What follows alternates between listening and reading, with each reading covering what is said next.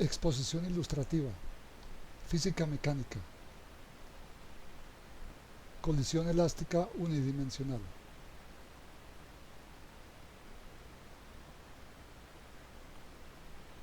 Descripción. En esta exposición se desarrolla el problema de la colisión elástica entre dos cuerpos en una dimensión. Se ilustra el concepto de colisión, la ley de conservación del momentum lineal, la ley de conservación de la energía y las propiedades de las colisiones elásticas.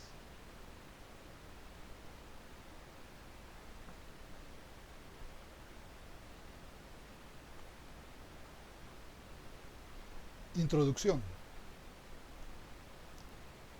Una colisión es una interacción entre dos cuerpos que dura un intervalo de tiempo corto.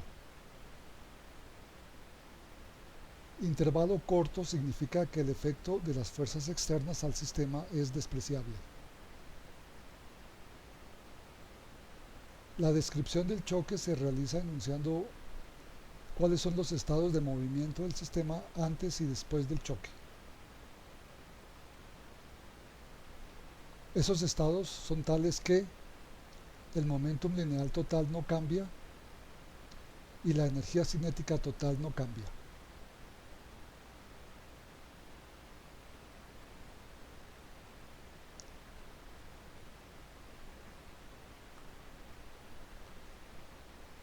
Fenómeno a estudiar.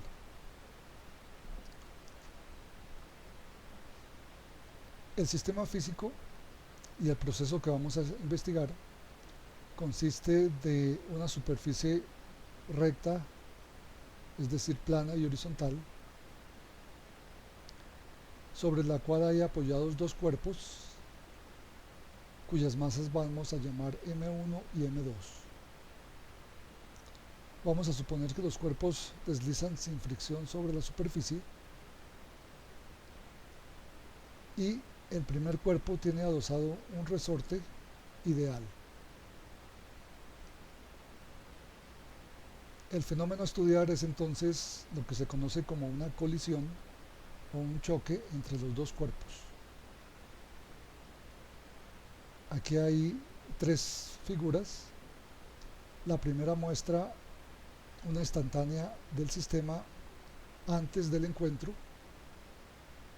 La segunda muestra el sistema durante el encuentro. Y la tercera muestra el estado del sistema después del encuentro. Entonces, el estado del sistema antes del choque se describe mediante las velocidades de los dos cuerpos. Este subíndice 0 significa antes, los subíndices 1 y 2 corresponden a los cuerpos 1 y 2, y X es el rótulo de componente X. El vector velocidad va en la dirección horizontal, que va a ser nuestro eje X. Entonces aquí vemos un estado en el cual el cuerpo 1 se dirige al encuentro del cuerpo 2 porque su velocidad es mayor que la del cuerpo 2. El vector es más largo, indicando que este cuerpo se está moviendo más rápido que este y por tanto se dirige hacia un choque con él.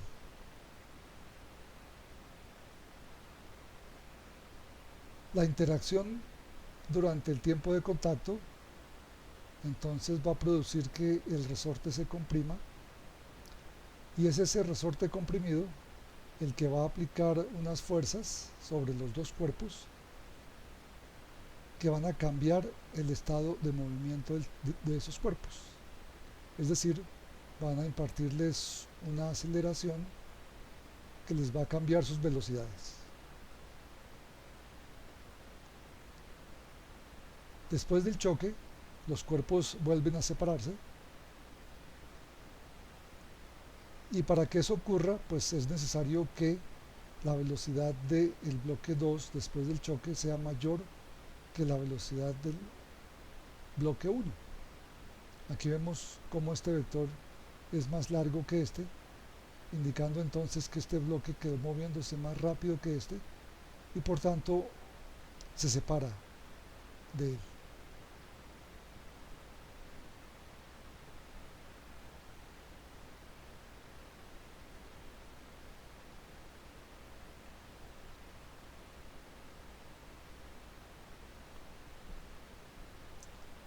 El planteamiento del problema que vamos a resolver tiene unos datos y unas incógnitas. Entre los datos entonces tenemos los parámetros de construcción del sistema, en este caso los valores de cada una de las dos masas, bien sea en kilogramos o en gramos, M1 y M2. Además, entonces vamos a suponer que conocemos el estado de movimiento del sistema antes de la colisión a través de los valores de las dos velocidades, Vx10 y Vx20. Las unidades ya sabemos que pueden ser metros sobre segundo o centímetros sobre segundo, o cualesquiera otras unidades válidas, como por ejemplo kilómetro por hora.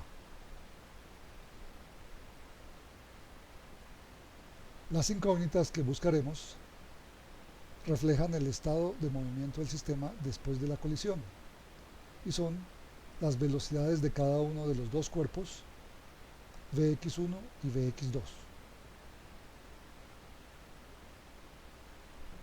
Esta forma de plantear el problema entonces nos indica cómo la física puede hacer una predicción del resultado de un proceso, porque observamos que el sistema está especificado a través de unos parámetros de construcción y aquí se está especificando el estado de movimiento del sistema, es decir, el conocimiento de cómo se mueve el sistema antes del proceso que es el choque. Entonces vamos a ver cómo con ciertas leyes la física nos puede informar lo que va a ocurrir después de la colisión. Es decir, entonces vamos a representar el estado final también con las dos velocidades y por eso habrá dos incógnitas.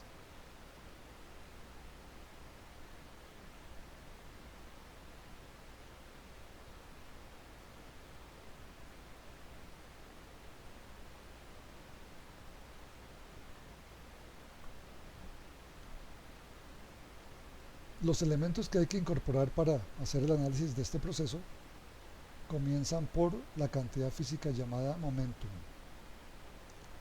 También se llama cantidad de movimiento.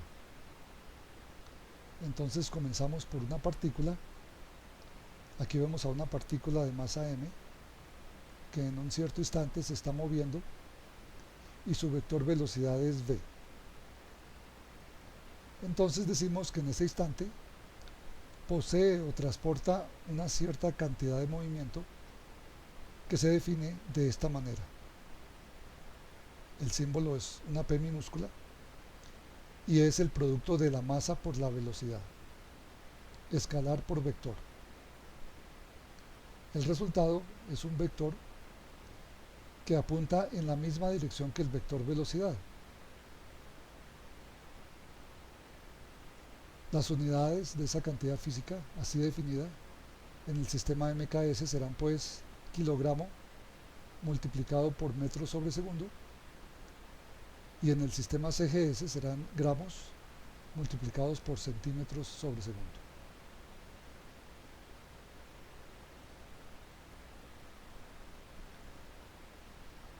Aquí tenemos una definición matemática y el uso continuado de ella nos va generando una cierta intuición o sentido intuitivo de lo que es el momentum. No es fácil expresar en una frase o en palabras simples lo que es el momentum. Podemos decir que es un algo que transporta la partícula, pero su definición cuantitativa es la única que refleja el significado total de esta cantidad.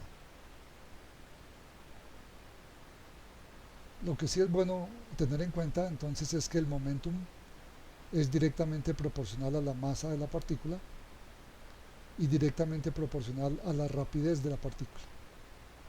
Es decir, cuando cualquiera de estas dos cantidades cambia, aumenta por ejemplo, entonces el momentum cambia reflejando el cambio de esas variables.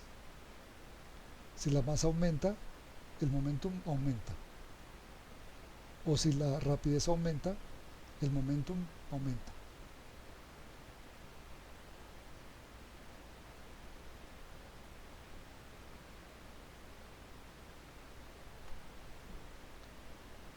Ahora, el concepto de momentum para un sistema de partículas. En la figura vemos un conjunto de tres partículas, que lo llamamos un sistema de tres partículas. Las masas son M1, M2 y M3. Y en un cierto instante de tiempo, sus vectores velocidad son V1, V2 y V3. Entonces, el momentum total del sistema, representado con una P mayúscula, se define como la suma vectorial de los momentums de las partículas que forman el sistema. Esta es la definición de momentum de un sistema. En este caso, con tres partículas, habría que sumar los tres vectores de momentum, o sea, el P1 más el P2 más el P3.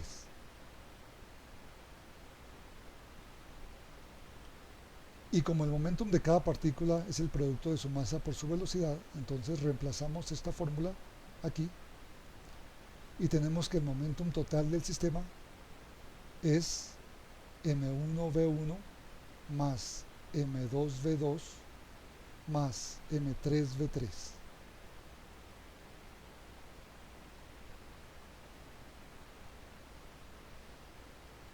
Tener en cuenta que esto es una suma vectorial y que se puede implementar por cualquiera de los métodos de la suma vectorial, método gráfico o método analítico. Si se trata de tres o más partículas, el método gráfico requeriría el método del polígono, o para la versión analítica de la suma de vectores, pues lo podemos hacer en coordenadas cartesianas.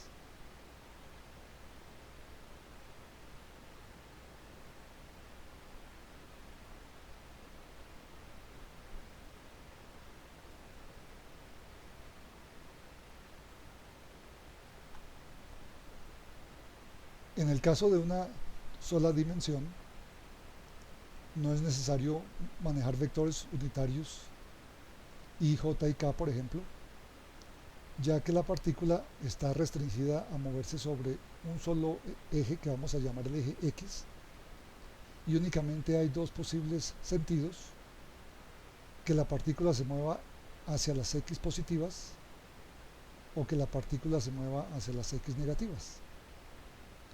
En el primer caso, le asignamos un valor positivo a la componente X de la velocidad y en el segundo caso un valor negativo. De modo que la dirección del vector velocidad, que en este caso únicamente tiene dos posibilidades, queda totalmente especificada a través del signo de la componente X. El escalar v sub x refleja entonces tanto la magnitud como la dirección del vector velocidad, y es todo lo que se necesita. La ecuación vectorial de momentum entonces la tomamos únicamente en su componente X y decimos que el momentum que transporta la partícula es masa por v sub x. La masa siempre es positiva, entonces si v sub x es positiva, el momentum es positivo. Y si v sub x es negativa, el momentum es negativo.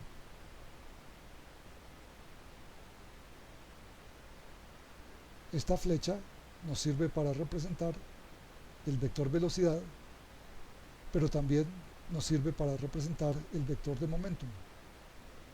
Aunque son dos cantidades físicas diferentes, con diferentes unidades, y cada una tiene entonces su propia escala.